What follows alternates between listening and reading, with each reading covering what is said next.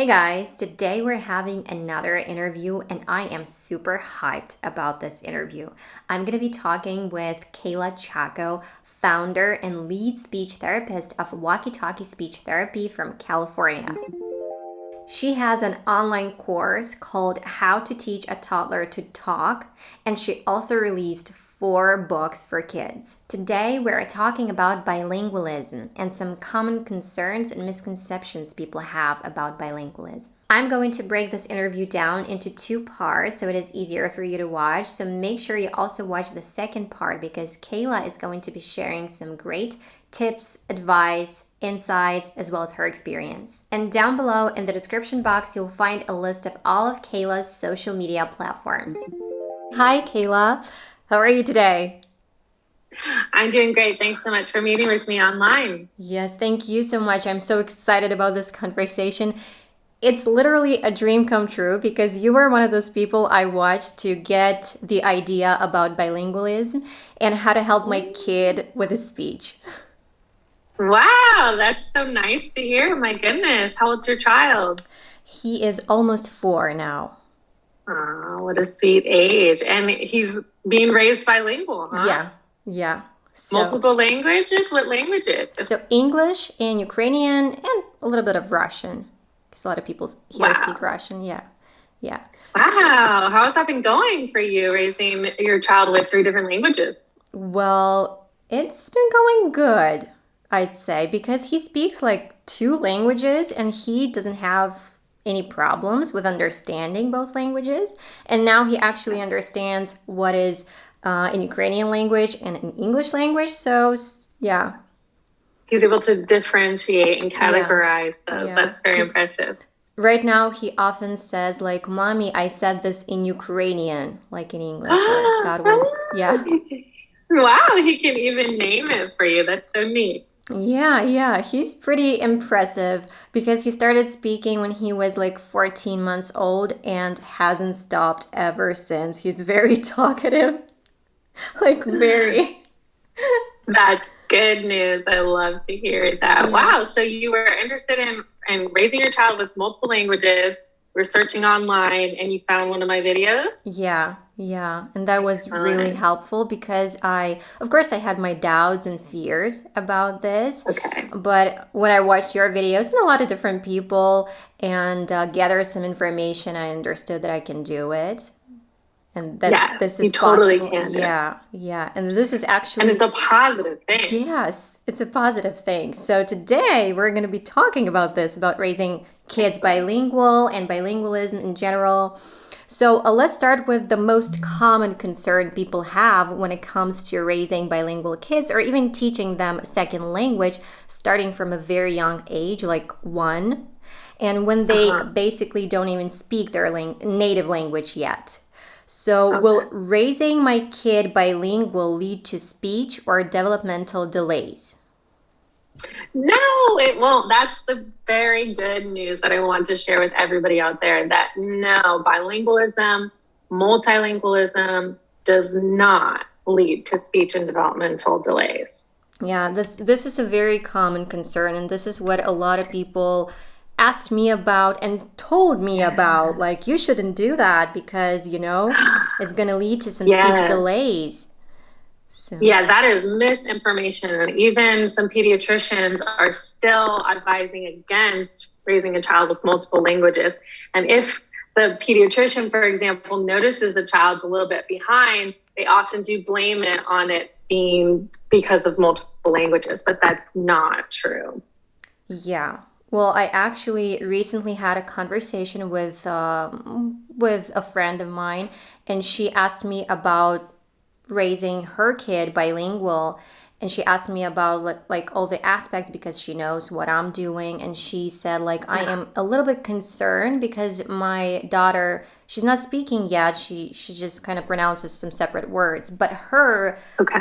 pediatrician said that she shouldn't do that because it's going to lead to a speech delay. And she was like, okay, but I know Yeah. that you do that and it's not a problem. So, Okay, cool. So you're an inspiration to her. Yeah, it's frustrating. Pediatricians, they mean well, but a lot of times they're using old information, and now there's been tons of research to support the fact that it doesn't cause the delay and it's not going to worsen a delay, that it actually has many benefits to it. So as a language specialist, as a developmental specialist, I encourage families to use their native language and introduce the language that they're using because they're in that country or whatever. Bilingualism is positive and it shouldn't hold anybody back. So I wish that I could send an email to all the pediatricians out there and say, hey guys, update, please stop telling people not to be bilingual, because that's not the reason. Yeah. Okay, thank you. So, and another thing is that I was told, and not once, and I've gotten a lot of comments that my son is going to be socially awkward, socially delayed, and he's going to have communication problems with his peers. None of which happened, by the way. So, but have you encountered such situations where young children who spoke one language with their parents at home and another language with their peers had communication problems with their peers? No, that definitely wouldn't be the cause of social challenges. Now, I can't imagine a situation where maybe here in California, we have a lot of immigrant families from Mexico coming. And if they only speak Spanish, now the kids, let's say 5, 6 years old, and all the language that's being spoken at school is English, obviously that can cause some challenges. But if you're raising a child from the get-go bilingual and they're able to switch between languages, they have a strong understanding in both sets of languages, then I can't imagine that being any causes, and I haven't read any research to support that kind of reasoning for social difficulties. To the contrary, being bilingual, it strengthens your mental flexibility. You are a quicker problem solver because you've been growing your brain simultaneously with 2 different sets of languages, different rules, different pronunciations, and it's really giving you a cognitive advantage. So definitely not true about that. And I'm glad to hear that your child hasn't had issues in that area. Yeah, he hasn't had any issues. No. He switches between the languages pretty easily right now. So for example, he's talking to me in English, and then with my mom in Ukrainian. And he translates like, "Mom, Grandma said this." Like, well, of course, right now he speaks more in English because because I'm his mom and he's communicating with me more than with everyone else. But still, it's not a problem. Definitely. See, that's such a beautiful thing. He is realizing like what's the more natural language to speak with mom, what's more natural to speak with grandma, and he's able to switch that. And so that's utilizing just different problem solving skills as well. How can I best communicate with this person versus this person? And to be immediately able to make that decision and switch and then translate. What a strength for this kiddo. Yeah, well, this is amazing to me. Like, I'm very, very amazed by him all the time. Wow. Okay, so the next question is, will a child confuse languages and mix words from both languages, and will they be confused in general by having to use 2 languages? No, that's definitely not a case for confusion. Like we said before, with your child being able to switch, he's not showing any issues even at 4 years old. Maybe getting stuck every once in a while, like, what is that word in English? But everyone gets stuck on words. I get stuck on words and I only speak English. So that's a normal moment to get confused, but it's not going to cause confusion. And the switching between languages, even within the same sentence, is a completely normal and traditional thing for people who are bilingual to do. Here in California, Spanish and English speakers mix within the same within the same sentence all the time. And I think that's what makes communication so rich and so interesting, is we don't have to use all the same language within one sentence. We can use some of our home language and some of the environmental language where we're living. And that makes it so beautiful and so unique. Yeah, well, that's right. That's unique. Very good Yes. point. Yeah, so we shouldn't like be embarrassed by this anyway. It's unique. Yeah. Yeah. Okay. So, a usual situation is when people immigrate to another country and they speak their native language at home, and then a Yeah. child learns the language of the country outside their home. And Right. that's how they are raised to be bilingual. So, would you say that this is an ideal situation? I think it's very common. That is like probably the most common that I can think of a reason for a child needing to learn another language. The ideal is a child being introduced to both languages at the same time from the get-go. Like that's the dream world where it's like newborn baby, we're talking English, we're talking Ukrainian from the get-go. And you're a strong speaker in both languages. So they're getting a really positive, correct example of English and Ukrainian grammar, pronunciation, etc. So that's the ideal, but this magic time frame for learning language, multiple languages, is between 0 and 5 years. That's where kids can just bam, pick it up in amazing rates and sound more like a native speaker if they're introduced to it before 5. 5 is where we find after that, they're not going to sound as much as a native speaker naturally, and it may not come as quickly and may not be as solid as in like if you learn a language before 5, if you learn 2 languages before 5, you're probably going to remember those languages. They're going to be in you for a long time. But if you're learning after, they're not solidified within your brain as much. Doesn't mean that it's not possible. It's obviously possible. Adults learn multiple languages, but that magic time period is between 0 and 5. Yeah, if you were to introduce a brand new language to your child like Mandarin, that wasn't a native language for you, you weren't even proficient at it, and you were kind of learning it too, that would be something after 5 that you would want to introduce because it's not naturally a part of your family dynamic, and it's not naturally part of your language already. So it would be new for him, new for you. Right. After 5 would be better because then he'd have a solid, and he does have a solid understanding and grasp on English and Ukrainian. Having a solid grasp in any one or multiple languages will help him and help people learn more languages later. Mm-hmm. They'll be better skilled at learning new grammatical rules and trying new sounds after they've mastered at least one. So mastery of a natural language, yes, I totally am supportive of that. But if you've got 2 languages that you're proficient in, then introducing those from the beginning with the child is excellent and supported. Okay, that's good. That was my next question actually, because in case of my subscribers, they learn English themselves and they are non-native speakers, just like we are, me and my husband. But they want to teach their kids English. So I was going to ask you, what level should their English be at in order to do that? Or is it generally a bad idea? Or maybe it's better to have a native speaker around after all, if you want to do that? Excellent question. Yeah, I wouldn't say that it's bad, but we can think of better and best. What's better and best? So for a child, to give them the best chance at being an excellent language user is to give them the best example of a language. So if I'm a native English speaker, my best example is English to a child. But let's say I've moved to Spain and now I want to teach them, the European Spanish. That's not my best because I'm learning it. I just started learning it maybe within a year, let's say. I can teach them that, but I wouldn't be able to be conversational with them. It would be broken.